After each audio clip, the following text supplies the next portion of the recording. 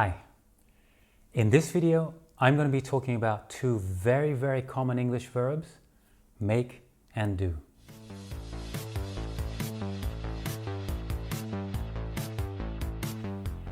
Hi, my name's Charlie.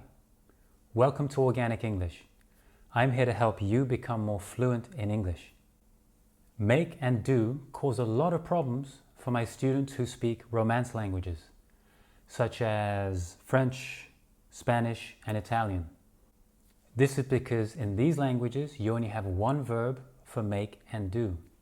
So if you're having problems, don't worry, you're not alone. In this video, I'm going to go through some general guidelines that will help you to decide whether to use make or do. We'll go through plenty of example sentences, and we'll go through the most common collocations and expressions using make and do. I'll also put a small quiz on my website so you can go and check your understanding. Make and do are confusing because there's no useful rule that helps you figure out how to use them. There are also many exceptions. So this makes it pretty frustrating to teach as well.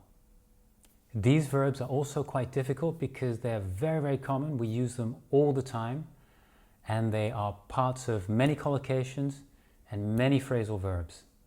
And as you know, phrasal verbs are difficult to learn because they don't make a lot of sense.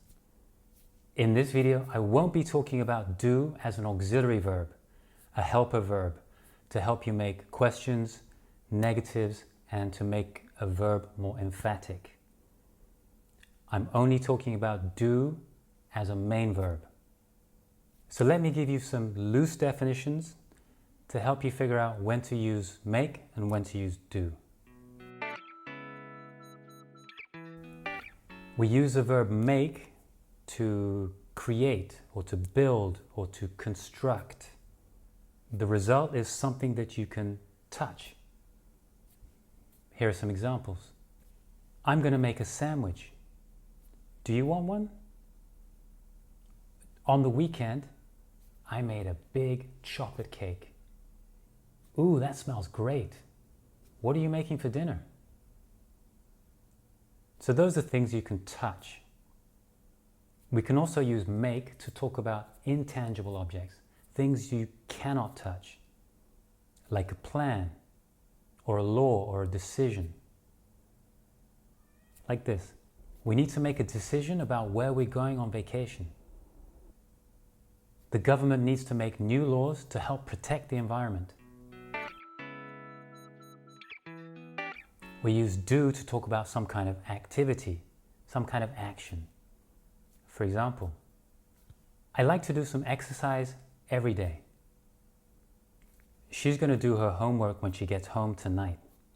Wow, well done. You did a great job. We often match do with indefinite pronouns such as nothing, something, anything, to talk about more general stuff. Did you do anything on the weekend? I did nothing all day today. Maybe we can do something fun on the weekend. Possibly one of the most common phrases using do is, so, what do you do? This phrase is understood to mean, what do you do for a living? What's your job? Okay, remember I said that do and make are really frustrating because there's no useful rule to help us decide which one to use? A lot of it is just about experience and remembering set phrases and set expressions. So we've already been through some examples of how to use make and do. I'm going to give you 5 more really common ways that we use make and do every day. Here goes.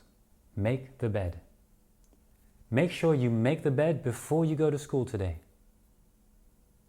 Make a mistake. Don't worry, it's okay to make mistakes. Make an appointment. Remind me to make an appointment with the doctor today. Make friends.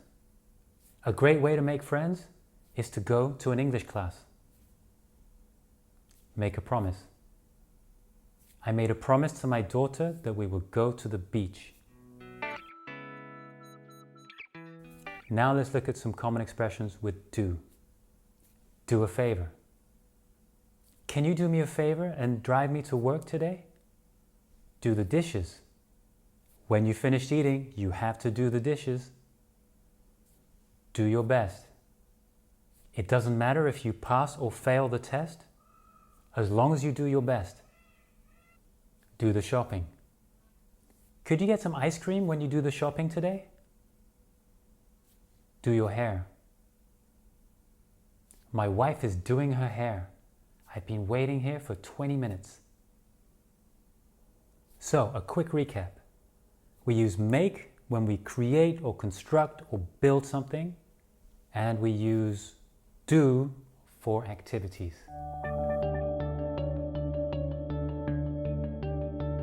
Take a look in the description below. I'll put a link to a transcript.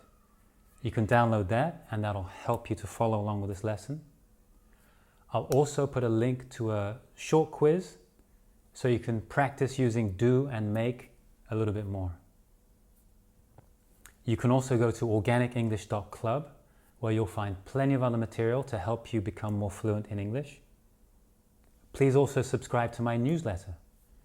Subscribers will get cheat sheets, mini lessons and video updates direct to their inbox. Thank you very much for watching. Now go out and practice your English.